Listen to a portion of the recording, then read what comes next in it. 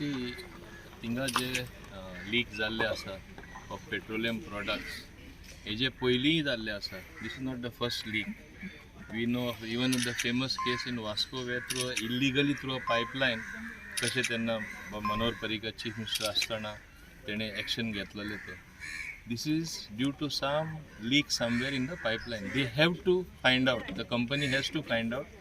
Company has to compensate the people who are losing their wells, or if it goes in the field, they cannot grow the field. They will have to compensate them.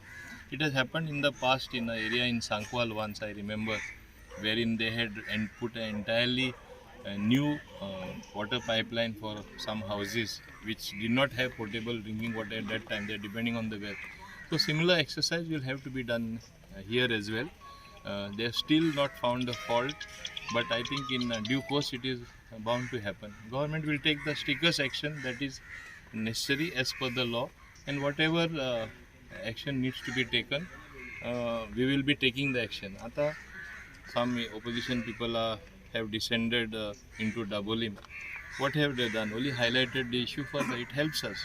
I will try to thank them for highlighting the issue even further, which will allow us to take even better and stronger action.